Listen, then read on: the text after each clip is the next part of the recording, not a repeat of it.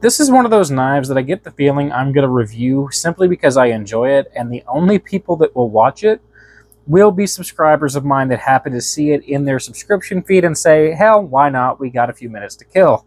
Because it's not exactly a super well-known, popular, or beloved knife, and that is the Colt M4-K.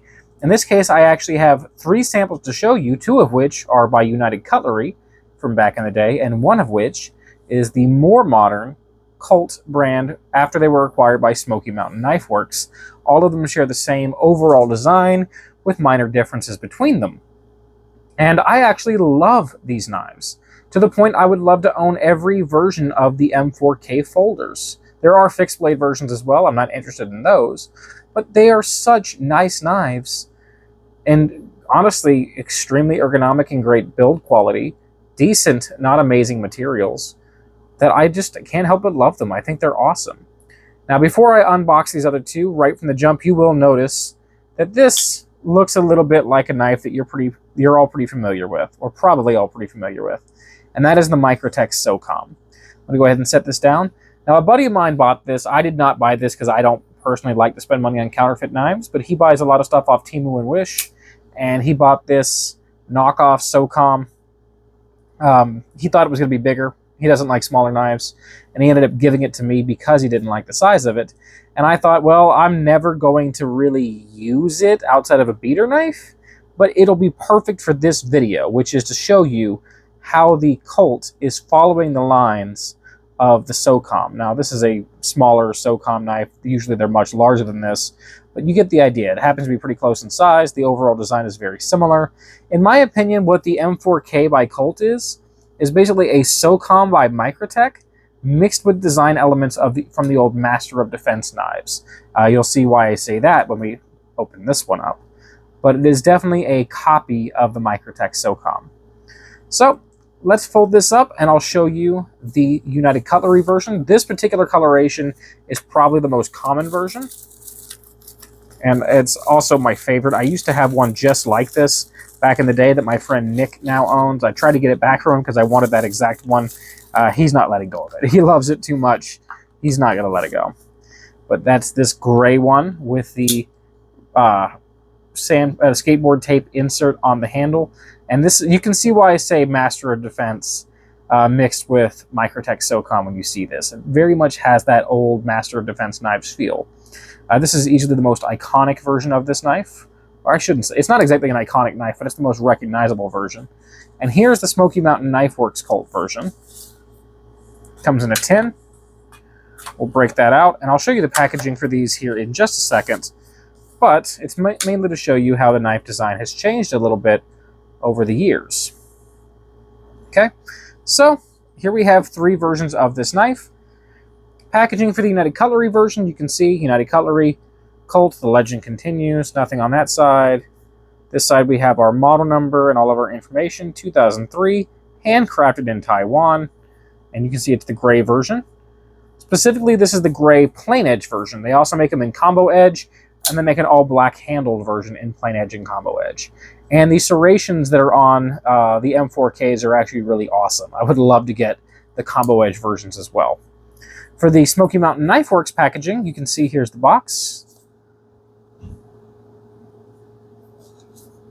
Okay, model number is CT236. Forgot to mention the model number on this version is the CT0098GRNB. Okay, and then we open it up and it's a nice tin.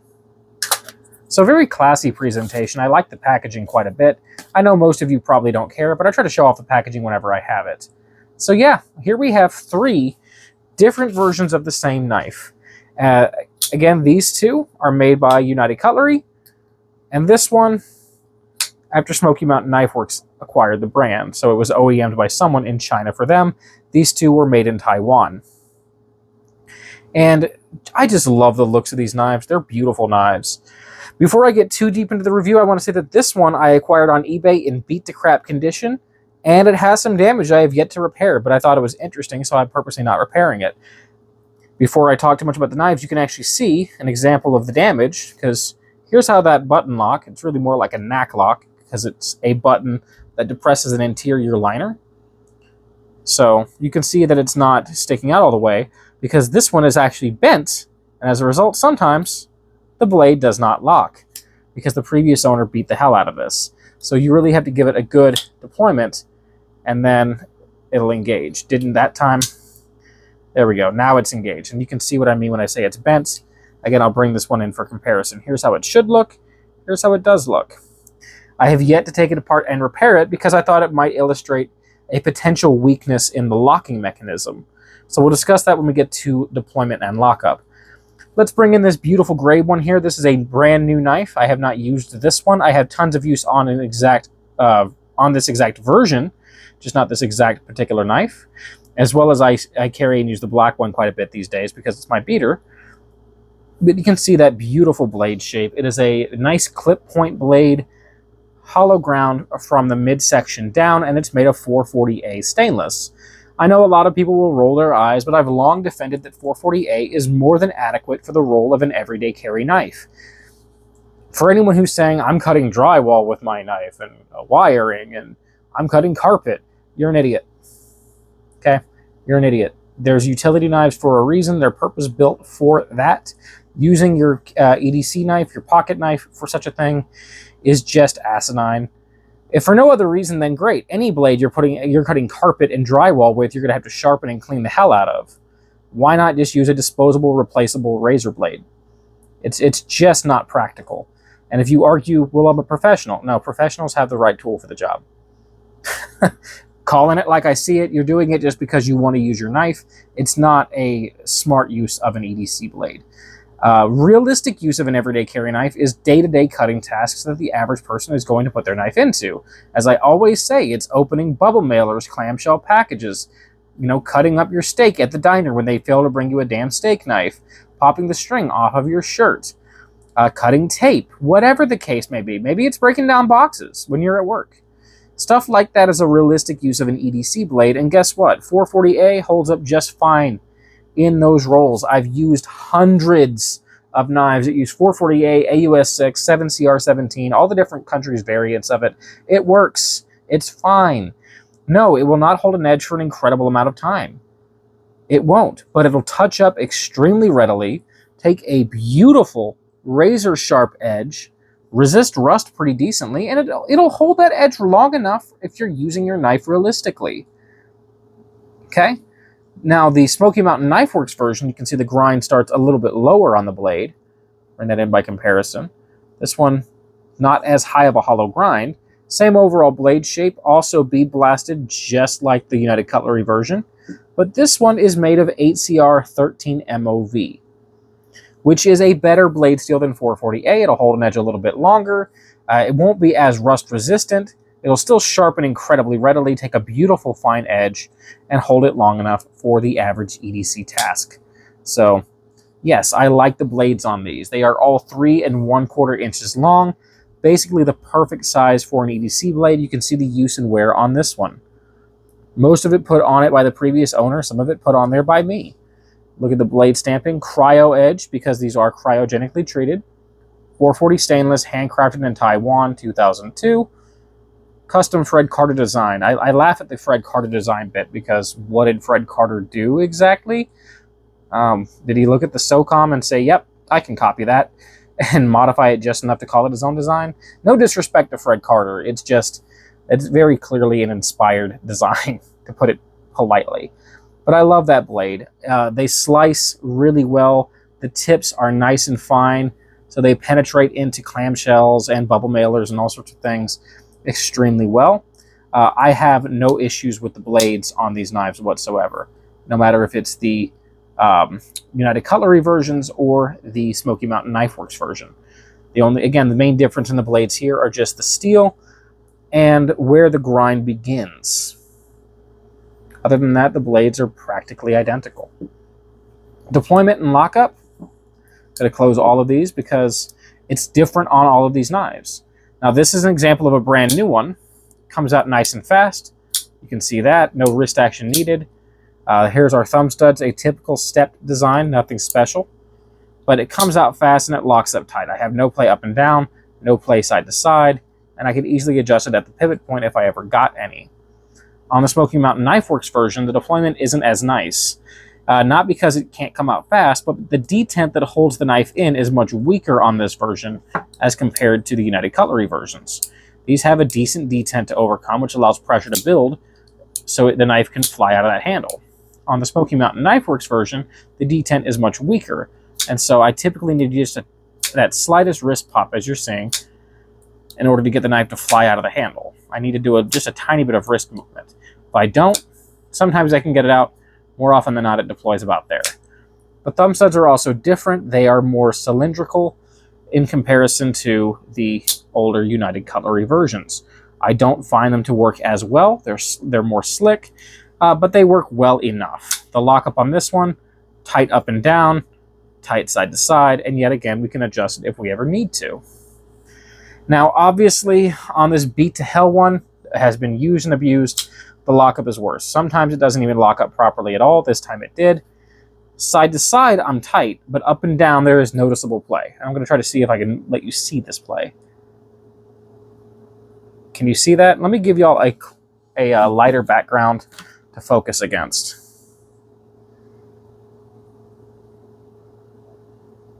Can y'all see that blade movement? I think you can. And if I rock it, you'll definitely hear it. Okay, I'll bring it closer to the mic. This one has been abused to hell, and so it doesn't lock up nearly as well. And again, sometimes it doesn't lock up at all.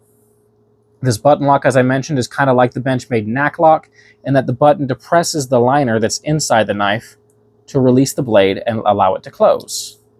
Okay, so it's not one you can easily convert into an automatic. You can see here again, this bent button did not fully engage, meaning that this one can close. Now it's fully engaged, and while it has wiggle, it's not going to close. So the deployment and lockup are good. However, lockup will suffer if you use the knife too heavily. It's not the strongest locking mechanism in the world. For standard realistic EDC tasks, I think it'll be fine, but keep that in mind that these are not hard use knives. The handles on these are all made out of aluminum. And I will say that the older ones seem to be a higher grade of aluminum than the Smoky Mountain Knife Works version. I don't think this is as nice of an aluminum handle. I love this gray version with the tape insert. The traction is extremely high on this thing, and the handle is attractive as can be. Traction on the later United Cutlery versions, textured, is also really high, really grippy pattern. On the Smoky Mountain Knife Works version, has this insert, kind of a Zytel insert. It's really slick. Overall, though, I still like the handle design. Ergonomics are excellent on all of these knives. They feel really good in the hand. And the jimping on the handles themselves are incredibly functional. I mean, they are well cut. They lock the thumb in beautifully. These are just super ergonomic knives. I will say the corners are a little sharper on the Smoky Mountain Knife Works era version as compared to the United Cutlery version. I'm not even sure if that'll show up on camera, but it makes it slightly less comfortable in the hand, but I still find it ergonomic, and I still love the handles on these things. 4.5 inches long, by the way, and the weights on all of these, I do have them written down, but I'm also just going to show you like I always like to. So let's bring in my little scale, and we're going to weigh all three of these knives. Okay, starting with the gray skateboard taped insert version. 3 ounces, almost 3.1, for the textured aluminum handled version. 3.2, and for the Smoky Mountain Knife Works version, 3.1. So all of these are fairly lightweight given the size of the blade. And guess what? They all share the same pocket clip. Identical clips. I'll bring in these two again because it's the two different versions and they contrast well. They're mounted with different screws between these two iterations, but the clip itself is identical. Even right down to the way it's flared up in the end. Maybe slightly higher flare on the Smoky Mountain Knife Works version, but overall, the same clip. That is to say, it's anchored well. It has really good tension. Flares up a little more than I would like, but it buries exactly how I like in the pocket, leaving just the right amount exposed. Let's go ahead and bring in the old cutlery lever pocket, and I will clip all three of these. just for you to see. So 1, 2,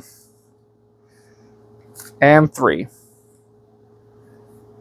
I personally think that's the exact amount I want exposed from the pocket in order to make extraction easy, but not have so much exposed that they have the risk of bumping and falling out somewhere. So I'm quite happy with these in that way. The prices can be a bit of a downside because these are weirdly collectible. There are a lot of people out there that love to collect old Colt knives and old United Cutlery knives, and as a result, these can get kind of expensive. I often see this version sell for between $50 and $100. And the way I would say it is, at $50, I'd give it an 8 out of 10. But for every additional $40 spent, I would knock off a point. Oh, by the way, centering, perfect on this gray version. Perfect on the Smoky Mountain Knife Works version. And it's even perfect on this Beat to Hell version. How's that for some quality?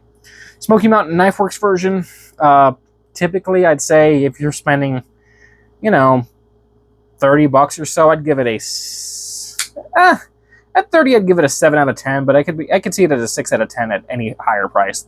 You know, I'd say 30. At 30, it's a 7 out of 10. At 50, it's a 6 out of 10. And just don't pay more for it. It's just not quite as nice as these are. These knives feel genuinely really high quality. They really do feel beautiful quality. This is a budget knife, and it feels like it. It's the little things that make it feel not quite as nice. But it's still a cool knife, and I'm still happy to own it, because I want every version of this knife. But yeah, they can get kind of expensive. The closer you get to $100, the less worth it they become, unless you're just in love with the design like I am, and you just want to collect every version of it. I should have prepared a competitive option segment because I have a lot of knives that would compete quite favorably, all of which are discontinued basically, except for the Gerber Air Ranger. But, you know, the VTech Titan X1, Sheffield Gunnison, Gerber Air Ranger, Sycar Explorer, tons of other aluminum handled knives that would compete quite well against these. But honestly, I'm glad that I didn't prepare them because it would just add length to what is already a 17-minute video, and I'm afraid my phone is going to overheat soon. So what can I say about the Colt M4-K? It's a very handsome knife with beautiful build quality, adequate materials, great ergonomics, a great design, and I'm in love with it. I'll see you later.